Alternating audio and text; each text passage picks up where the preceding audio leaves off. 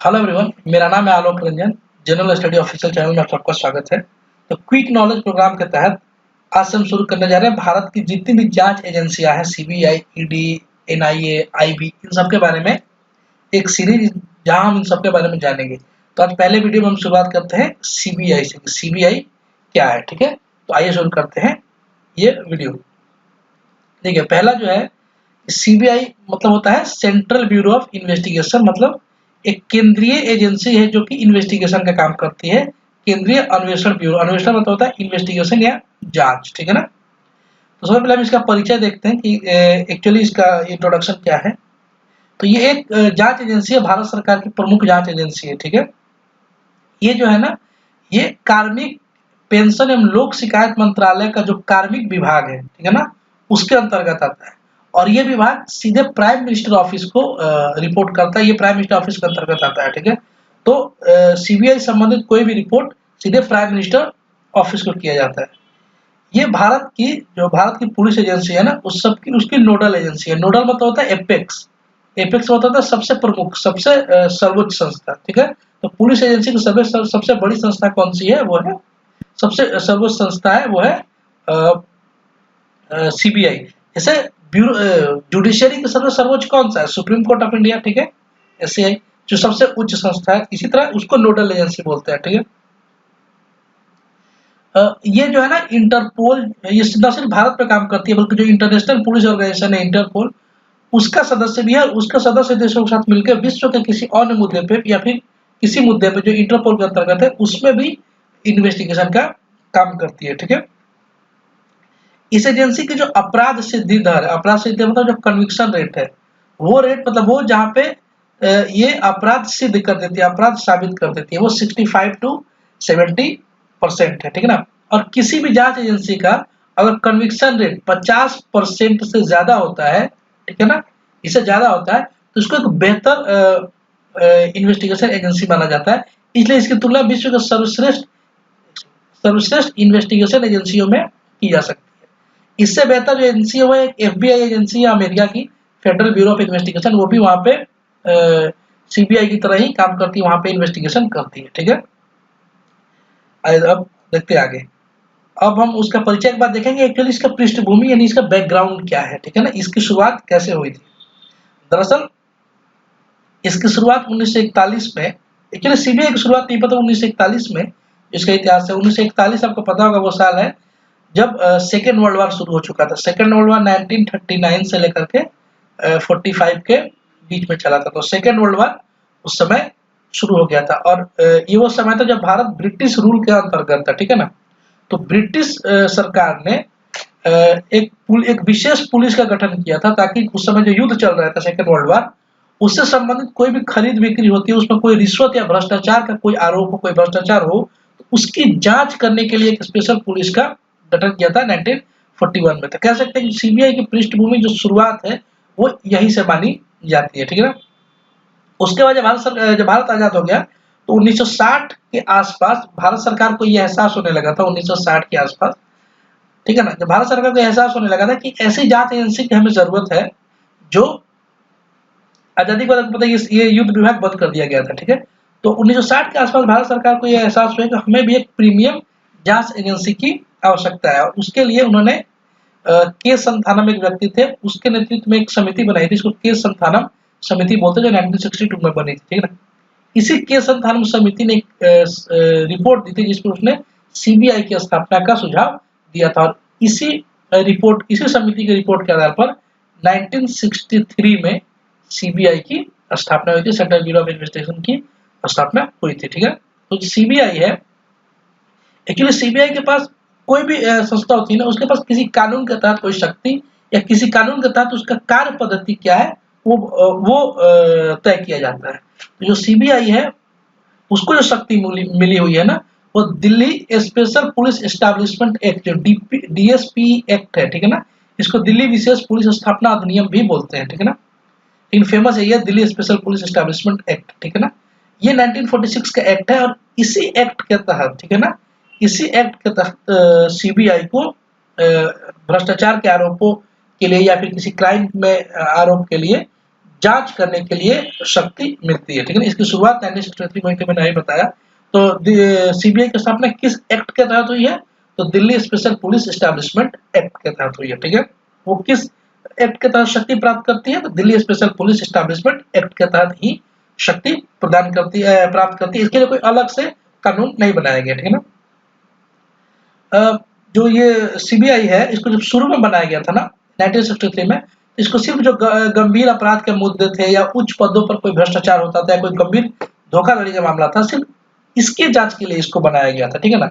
लेकिन समय बीतने के साथ धीरे धीरे एहसास होने लगा कि इसके जो जांच का दायरा उसको और बढ़ाना चाहिए। उसके बाद जितने भी मान लीजिए कोई फेमस हत्याकांड हो गया, ठीक है, जो बहुत फेमस हो गया देश में, जिसकी जरूरत है, या फिर कोई किडनैपिंग का मामला आ गया जो बहुत फेमस है, ठीक है। जैसे बिहार में एक प्रिंस किडनैपिंग का केस बहुत फेमस केस है, ठीक है। अपहरण के लिए इंग्लिश शब्द होता है एबडक्शन, याद रखिए, वो भी याद रखिए। किडनैपिंग तो होता ही है, एबडक्शन भी होता है। कोई विमान अपहरण हो गया, ठीक है ना, या चरमपंथी जो एक्सट्रीमिस्ट है उनके द्वारा कोई अपराध किया गया, तो वैसे मामलों में भी सीबीआई जांच कर सकती है। इसका दायरा वहां तक बढ़ा दिया गया, ठीक है। अगला पॉइंट है कि सीबीआई के अंतर्गत कौन कौन से मामले आते हैं। मतलब सीबीआई है, इसके अंतर्गत सारे मामले तो आते नहीं है, बाकी सारे मामले तो पुलिस भी देखती है, फिर और अथॉरिटी देखती है। तो सीबीआई के अंतर्गत कौन कौन से मामले आते हैं? तो सीबीआई के अंतर्गत आते हैं भ्रष्टाचार निरोधक, तो भ्रष्टाचार से संबंधित कोई है, उसको भी सीबीआई देखती है। लेकिन भ्रष्टाचार कैसा? अगर केंद्रीय सरकार या फिर सार्वजनिक क्षेत्र में जो पब्लिक सेक्टर अंडरटेकिंग होते हैं, जैसे कि आईओसीएल है, बीपीसीएल है, या रेलवे है, ठीक है ना, या भारत सरकार का स्वामित्व या नियंत्रण वाला कोई निगम है, जैसे कि एलआईसी है, ठीक है ना। तो ऐसे किसी संस्था में कोई बड़े पैमाने पर करप्शन होता है, कोई अधिकारी, कोई उसके कर्मचारी कोई करप्शन करते हैं, तो उसकी जांच भी सीबीआई के अंतर्गत आ जाती है, ठीक है ना। इसके अलावा अपराध, आर्थिक अपराध, जो फाइनेंशियल क्राइम होता है, इकोनॉमिकल क्राइम, उसके तहत भी वो भी सीबीआई के जांच के दायरे के अंतर आता है, जिसमें प्रमुख वित्तीय घोटाला है या गंभीर आर्थिक अपराध है। जैसे बैंकिंग घोटाला, जैसे पंजाब नेशनल बैंक का जो घोटाला हुआ, जिसमें नीरव मोदी पैसे लेकर विदेश भाग गए, या फिर जो चंदा कोचर वाला मामला हुआ था आईसीआईसीआई बैंक का, जो धोखाधड़ी का मामला आया था, ठीक है ना। इसके अलावा शेयर मार्केट में जो घोटाले होते हैं, जैसे बहुत फेमस हर्षद मेहता केस है 1996 का, ठीक है। तो ऐसे किसी मामले की जांच के लिए भी सीबीआई जांच करती है, ऐसे सभी मामलों में भी। इसके अलावा कोई और विशेष अपराध है, ठीक है ना, अगर राज्यों में कोई बहुत बड़ी घटना घट जाती है, ठीक है, जो राज्य सरकारों को लगता है कि नहीं, ये घटना उनके जो जांच एजेंसी है उसके ऊपर की चीज है और उसकी गहन जांच होनी चाहिए, तो राज्य सरकार भी निवेदन करती है सीबीआई से कि वो आकर के उसके यहाँ जांच करे। तो जैसे कि कोई अगर मान लीजिए आतंकवाद की कोई घटना हो गई, कोई बम विस्फोट हो गया, ठीक है ना, ऐसे मामले जो राज्य सरकार के नियंत्रण से बाहर जाने लगते हैं, उसके लिए भी राज्य सरकार के निवेदन पे सीबीआई उसका जांच करती है। इसके अलावा उच्चतम न्यायालय या उच्च न्यायालय, honourable supreme court of India और हाई कोर्ट, अगर ये लोग भी कोई आदेश देते हैं कि किसी राज्य में कोई घटना हुई है और उसकी जांच होनी चाहिए, तो सीबीआई उसकी भी जांच करता है। इसके अलावा सीबीआई स्वतः संज्ञान भी लेता है। स्वतः संज्ञान, ये सुओ मोटो का मतलब होता है स्वतः संज्ञान, खुद से किसी चीज का संज्ञान ले लेना, खुद से जांच शुरू कर देना, ठीक है ना। तो सुओ मोटो ये लैटिन भाषा का शब्द है, ठीक है। लेकिन इसमें एक पेच ये है कि जो सीबीआई है ना, वो सुओ मोटो का मामला, जो सुओ मोटो है, वो सिर्फ केंद्र शासित प्रदेश, जो भारत में 8 केंद्र शासित प्रदेश हैं, उन्हीं प्रदेशों में सुओ मोटो स्वतः संज्ञान ले सकती है। केंद्र शासित प्रदेश वो प्रदेश होते हैं जहाँ सीधे राष्ट्रपति का या फिर ये कहें इनडायरेक्टली केंद्र सरकार का वहाँ पे पकड़ होती है, केंद्र सरकार वहाँ के एडमिनिस्ट्रेशन को संभालती है। तो सुओ मोटो सीबीआई केवल केंद्र शासित प्रदेशों में ले सकती है, अन्य राज्यों में क्यों नहीं ले सकती, इसको जस्ट आगे समझेंगे अभी, ठीक है ना। एक सामान्य सहमति का कंसेप्ट होता है, उसकी वजह से अन्य राज्यों में केंद्र शासित प्रदेश से अलग अन्य राज्यों में स्वतः संज्ञान नहीं ले सकते, उसको हम जस्ट अभी कुछ देर में समझेंगे, ठीक है। इसके अलावा केंद्र सरकार किसी राज्य में अपराध की जांच के लिए सीबीआई को अधिकृत कर सकती है, ठीक है ना। जैसे किसी राज्य में कोई घटना हुई है, तो केंद्र सरकार सीबीआई को वहां पे जांच के लिए अपॉइंट कर सकती है, अधिकृत कर सकती है। लेकिन इसमें जो मामला ये है कि केंद्र सरकार सीबीआई को किसी राज्य में जांच के लिए निर्देश देती है, तो वहां के राज्य सरकार की सहमति बहुत जरूरी है, ये अंडरलाइन पॉइंट है, ठीक है ना। राज्य सरकार की सहमति के बिना सीबीआई वहां नहीं जा सकती, अगर केंद्र सरकार वहां पे भेजती है, ठीक है ना। जैसे एग्जाम्पल समझिए, जैसे बिहार में कोई घटना हुई, ठीक है ना, और केंद्र सरकार ने सीबीआई को अपॉइंट किया वहां पर जाकर के जांच करने के लिए, ठीक है।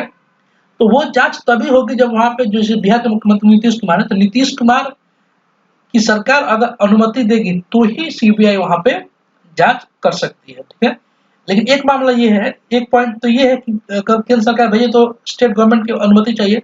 लेकिन अगर सुप्रीम कोर्ट ऑफ इंडिया और हाई कोर्ट सीबीआई को निर्देश दे कि जाकर के किसी राज्य के किसी मामले की जांच करे, ऐसे में स्टेट गवर्नमेंट की इजाजत लेने की आवश्यकता नहीं होती थी। यहाँ पर समझने वाली बात क्या है, अगर केंद्र सरकार सीबीआई को किसी राज्य में भेजती है तो वहाँ के स्टेट गवर्नमेंट से सम्मति लेने की आवश्यकता होती है।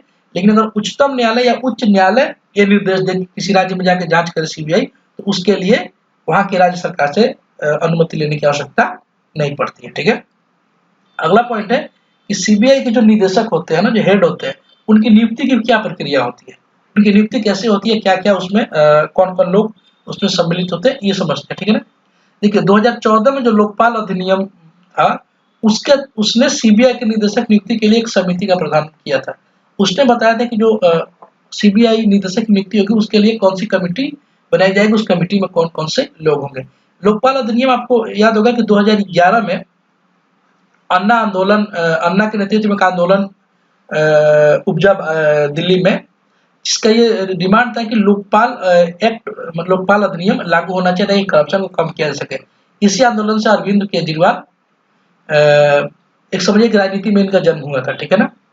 और उसके बाद से केंद्र कांग्रेस पे लगातार दबाव बना, उस समय कांग्रेस सरकार थी। कांग्रेस ने अपनी सरकार जाते जाते 2014 में या शायद 2013 के लास्ट में लोकपाल अधिनियम पारित कर दिया था, ठीक है। और 2014 वो वर्ष है जिस वर्ष मोदी जी के नेतृत्व में भाजपा की सरकार आई थी, ठीक है। लेकिन ये लोकपाल अधिनियम उसके पहले पारित हो गया था। इस लोकपाल अधिनियम में ये बताया गया है कि कौन कौन लोग सीबीआई निदेशक की नियुक्ति करेंगे। उसमें 3 लोग होते हैं, ठीक है ना। उसके प्रेसिडेंट यानी अध्यक्ष होते हैं प्राइम मिनिस्टर, जबकि जो अन्य सदस्य होते हैं वो होते हैं विपक्ष के नेता या सबसे बड़े विपक्षी दल के नेता, ठीक है ना। ये आप समझिए, विपक्ष का नेता वो होता है, विपक्ष का नेता का दर्जा पाने के लिए पार्लियामेंट में किसी पार्टी को कम से कम 10% सीटें जीतनी आवश्यक, यानी 545 अगर सीटें हैं हमारे लोकसभा में, तो एटलीस्ट 55 सीटें जीतने की आवश्यकता है या 54 सीटें जीतने की आवश्यकता है। तो अगर इतनी सीटें कोई पार्टी जीतती है तो उसका जो लीडर बनता है अपोजिशन, ठीक है ना, लोकसभा में, ये लोकसभा की बात हो रही है, तो उसको विपक्ष का नेता बोलते हैं। अगर इतनी सीटें कोई पार्टी नहीं जीतती है तो बाकी विपक्षी दलों में जो सबसे बड़ी पार्टी होती है उसके नेता, ठीक है ना। अभी विपक्ष के नेता कौन है? अधीर रंजन चौधरी है। एक विपक्ष का नेता होगा, या अगर विपक्ष का नेता नहीं है तो सबसे बड़े विपक्षी दल का नेता होगा, ठीक है ना। और जो तीसरे व्यक्ति होंगे होंगे भारत के मुख्य न्यायाधीश, चीफ जस्टिस ऑफ इंडिया, जो अभी डीवाई चंद्रचूड़ साहब है। और अगर किसी कारणवश चीफ जस्टिस ऑफ इंडिया नहीं मौजूद है या नहीं है तो सर्वोच्च न्यायालय के कोई न्यायाधीश उसके मेंबर होंगे। तो कुल 3 मेंबर होते हैं सीबीआई निदेशक की नियुक्ति के लिए, ठीक है ना। और ये किन लोगों में नियुक्ति करते हैं? जो गृह मंत्रालय का कार्मिक और प्रशिक्षण विभाग है, डीओपीटी, ठीक है ना। ये योग्य उम्मीदवारों की एक लिस्ट भेजता है और उनके एक्सपीरियंस, उनके कार्य, जो उनका बैकग्राउंड रहा, उसके आधार पर उसी लिस्ट में से ये लोग किसी एक व्यक्ति को चुनते हैं, ठीक है। जो सेंट्रल विजिलेंस कमिटी अधिनियम था 2003 का, उसके तहत सीबीआई निदेशक का कार्यकाल जो था ना, वो 2 वर्ष तय किया गया था। लेकिन नवंबर 2021 में राष्ट्रपति जी ने 2 अध्यादेश पास किए। अध्यादेश मतलब होता है ऑर्डिनेंस। हमारे संविधान में एक आर्टिकल 123 में 123, इसके तहत राष्ट्रपति एक अध्यादेश पास करते हैं। और उस अध्यादेश के तहत केंद्र सरकार ने जो सीबीआई और प्रवर्तन निदेशालय ईडी, ठीक है ना, इन दोनों के निदेशकों का जो कार्यकाल था वो 2 साल से बढ़ा करके 5 वर्ष कर दिया था। तो अभी मौजूदा समय में निदेशकों सीबीआई के निदेशक का कार्यकाल कितना होता है? वो है मैक्सिमम 5 इयर्स, ठीक है। अगला है कि सीबीआई द्वारा जांच से संबंधित मुद्दे, ठीक है। सीबीआई जो जांच करती है उससे संबंधित क्या क्या मुद्दे अभी तक सीबीआई को देखने को मिले हैं, ठीक है ना। तो संबंधित मुद्दे ये है, देखिए ये भी आपको समझाने के बता रहा, जो समझाऊंगा बाद में, ठीक है ना। ये समझने वाली बात है। एक क्लॉज है सामान्य सहमति। आप कभी सीबीआई की बात सुनेंगे तो ये टर्म जरूर सुनेंगे, सामान्य सहमति।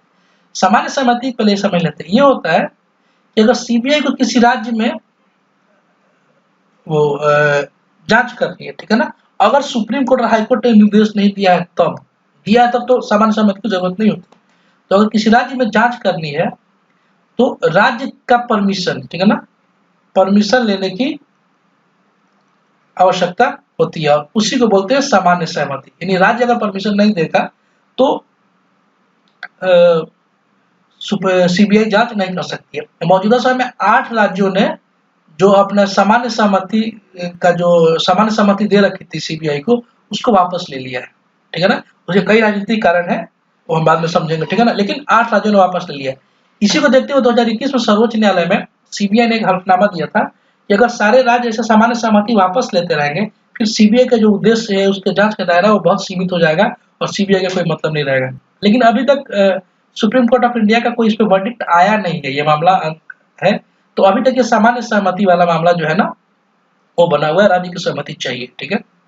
अब सीबीआई आगे सुप्रीम कोर्ट इस पे क्या आदेश देता है वो देखने वाली बात है, ठीक है ना।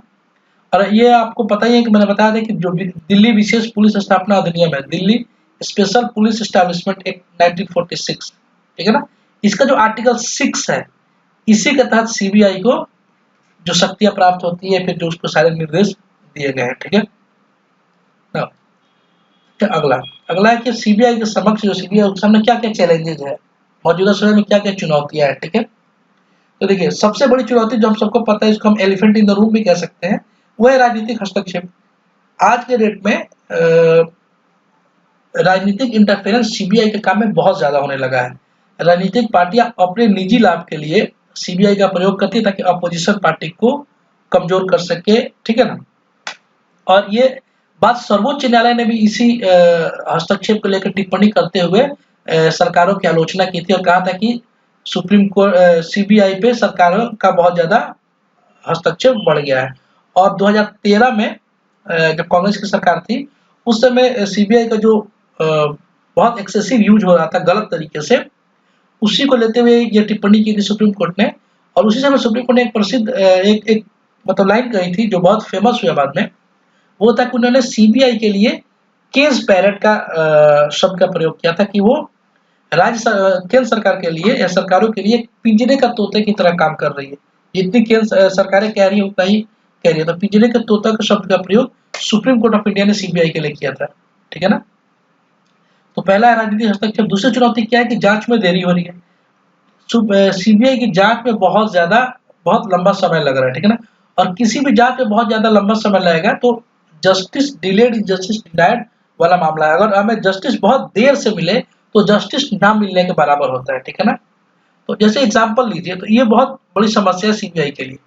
जैसे एग्जांपल लीजिए बोफोर्स घोटाला। ये बोफोर्स घोटाला कब का घोटाला है? 1986 के आसपास ये घोटाला, जब राजीव गांधी की सरकार थी और उन्हीं के समय में एक मंत्री थे, एक नेता थे वीपी सिंह, उन्होंने ही, जो आगे चलकर प्राइम मिनिस्टर बने, उन्होंने ही इस घोटाले को उजागर किया था। और ये घोटाला चलता रहा। एक तोप था, जो गन था, जो खरीदा गया था विदेश से, इसमें घोटाले का आरोप लगा था और ये चलता रहा, ठीक है ना। और इसका कोई जांच का आज तक वो नहीं आया। इसके अलावा बहुत फेमस संत सिंह चटवाल केस है, इसका भी आज तक मामला नहीं हल हो पाया, बहुत देर लगा इसमें।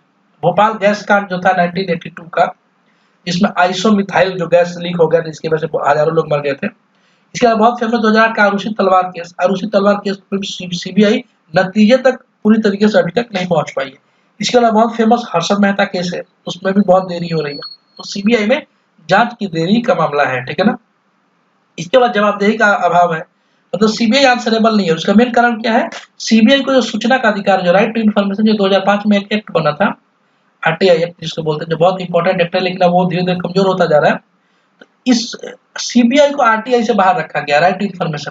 तो कॉमन पब्लिक के नाते हम सीबीआई से कोई चीज नहीं मांग सकते कि सीबीआई क्या काम कर रही है, अपने रिपोर्ट दे, ठीक है ना। इसकी वजह से सीबीआई की जवाबदेही कम हो गई। इसके अलावा सीमित शक्तियां हैं, जैसे मैंने नहीं बताया कि राज्यों में शासित प्रदेश को छोड़ दे तो बाकी राज्यों में वहां राज्यों की राज्य सरकारों की सहमति लेनी पड़ती है, ऐसे सीबीआई जांच नहीं करती है, ठीक है। तो इस पर भी ध्यान देने की जरूरत है। इसके अलावा नियंत्रित पहुंच है, ठीक है ना। संयुक्त सचिव जो होते हैं ना, उसके ऊपर का कोई भी पोस्ट होता है, ठीक है, ब्यूरोक्रेसी में, उसकी जांच करने के लिए सीबीआई को केंद्र सरकार की अनुमति लेनी पड़ती है, ठीक है ना। तो ये सीबीआई के लिए एक बहुत बड़ी चुनौती है, सीबीआई के कार्यों को सीमित करता है। इसके अलावा सीबीआई के में इंफ्रास्ट्रक्चर की कमी है, वहाँ पे कार्य बल की कमी है, ठीक है ना, सरकार द्वारा कार्य बल की अभी पूरी तरीके से मुहैया नहीं कराया गया, फंडिंग की कमी है, तो ये सारी चीजें सीबीआई के समक्ष चुनौतियां हैं, ठीक है। इसके अलावा सुझाव क्या हो सकते हैं, देखिए एक बात हमेशा याद रखिएगा, जो जो देश होता है ना, एक नेशन स्टेट, जैसे भारत एक देश है, ठीक है ना, ये नेशन स्टेट का कंसेप्ट आया था 1648 में, ट्रीटी हुई थी, एक सेकंड, ठीक है ना, 1648 में ट्रीटी थी, ट्रीटी ऑफ वेस्टफीलिया, उसके तहत नेशन स्टेट, मतलब ये जो देश है ना वो हमारा है। तो कोई भी देश या कोई भी समाज या सिस्टम, ठीक है ना, या इस देश की डेमोक्रेसी, वो वहाँ के इंस्टीट्यूशन से चलती है, ठीक है ना। इंस्टीट्यूशन में अगर कोई खराबी है तो इंस्टीट्यूशन में सुधार की आवश्यकता होती है, ठीक है ना, ये नहीं कि इंस्टीट्यूशन खत्म कर दिया जाए, ठीक है। तो अगर डेमोक्रेसी को बचाना है, पूरे देश के सिस्टम को बचा कर रखना है, तो इंस्टीट्यूशन को मजबूत करने की जरूरत है। जैसे इंस्टीट्यूशन कौन कौन से भारत में, जैसे कि सुप्रीम कोर्ट ऑफ इंडिया एक इंस्टीट्यूशन है, हमारे पार्लियामेंट एक इंस्टीट्यूशन है, इलेक्शन कमीशन ऑफ इंडिया की इंस्टीट्यूशन है, सीबीआई एक इंस्टीट्यूशन है। ये अगर मजबूत रहेंगी तो ये अच्छे से काम करेंगी तो पूरा सिस्टम अच्छे से चलेगा, ठीक है ना। तो इसलिए कोई अगर सिस्टम खराब हो जाए तो सिस्टम को बंद करने का सलाह नहीं देना चाहिए, ठीक है ना। एग्जाम्पल, पुलिस सिस्टम में बहुत सारी खराबियां है, करप्शन है, या फिर बहुत सारी वहाँ पे ह्यूमन राइट्स के वायलेशन होते हैं, ठीक है ना। इसका ये मतलब नहीं कि पुलिस सिस्टम नहीं चाहिए, पुलिस सिस्टम चाहिए, पुलिस सिस्टम में अगर कोई खराबी है उस खराबी को दूर करने का प्रयास करना चाहिए। तो सीबीआई से संबंधित जो मामले हैं, मतलब क्या क्या सीबीआई को सुझाव दिया जा सकता है, तो सबसे पहले कि सीबीआई को सरकार के प्रशासनिक नियंत्रण से मुक्त कर देना चाहिए, ठीक है ना। पूरी तरह से मुक्त करने की जरूरत नहीं है, लेकिन एक ऐसी समिति बना देनी चाहिए, एक ऐसा कोई बॉडी बना देना चाहिए, संस्था बना देनी चाहिए जो सुप्रीम कोर्ट, जो सीबीआई को मॉनिटरिंग करे, जैसे कि सुप्रीम कोर्ट ऑफ इंडिया को दिया जा सकता है, ठीक है, या कोई और संस्था बनाई जा सकती है, ताकि सरकारों का हस्तक्षेप इसमें से कम हो जाए, ठीक है ना। या फिर एक कानून के माध्यम से, ठीक है ना, जो जैसे भारत में दो बहुत अच्छी संस्थाएं हैं, महालेखा परीक्षक CAG controller auditor and general of India, और एक इलेक्शन कमीशन ऑफ इंडिया, ठीक है ना। ये बहुत मजबूत संस्था है। तो एक कानून बना करके सीबीआई को भी इसी संस्था की तरह कानूनी मान्यता दे देनी चाहिए, ताकि सीबीआई और स्वतंत्र रूप से काम कर सके। इसका सीबीआई की क्षमता बढ़ानी चाहिए और संरचना उसकी बढ़ानी चाहिए, ठीक है ना। उसका जो वित्तीय संसाधन है वो बढ़ाना चाहिए, उसका प्रशासन को और सशक्तिकरण उसका करना चाहिए। इसके अलावा दो समिति है जिन्होंने सीबीआई में सुधार के लिए अपने सुझाव दिए। जैसे 1978 में एक समिति बनी थी, एलपी सिंह समिति, ठीक है ना। इसने बताया था कि एक केंद्रीय सीबीआई को और बेहतर बनाने के लिए एक व्यापक केंद्रीय विधान, यानी व्यापक एक कोई कानून बनाने की आवश्यकता है, ठीक है ना। इसके अलावा जो द्वितीय प्रशासनिक सुधार आयोग था, ठीक है ना, सेकंड एडमिनिस्ट्रेटिव रिफॉर्म कमीशन जिसको बोलते हैं, 2007 में था, वीरप्पा मोइली एक नेता थे कांग्रेस के, वो इसके हेड थे, ठीक है ना। ये दूसरा था, जो पहला था वो 1966 में पहला प्रशासनिक सुधार आयोग बना था, और मोरारजी देसाई, ठीक है ना, मोरारजी देसाई उसके हेड थे। मोरारजी देसाई जो बाद में 1977 में भारत के प्राइम मिनिस्टर बने थे जनता पार्टी से, ठीक है। तो द्वितीय प्रशासनिक आयोग ने भी सुझाव दिया था कि एक मजबूत और नया कानून बना करके सीबीआई को और मजबूत करने की आवश्यकता है, ठीक है। तो कभी भी आंसर लिखिएगा और सीबीआई के बारे में कुछ सुझाव हो, इस कानून को आप अंडरलाइन मतलब मेंशन कर देंगे कि एलपी सिंह समिति के सुझाव को मानना चाहिए, या फिर जो द्वितीय प्रशासनिक सुधार आयोग था 2007 में, उसके सुझाव को मानने का उस सुझाव को लागू करने का प्रयास करना चाहिए, जिससे सीबीआई और स्ट्रांग हो जाएगी, ठीक है। तो आई होप ये डिस्कशन आपको अच्छा लगा होगा और सीबीआई के बारे में बहुत सारी जानकारी आपको मिली होगी, ठीक है। तो ये वीडियो को सुनने के लिए आप सबका बहुत बहुत शुक्रिया। अपना ख्याल रखिए। Thank you.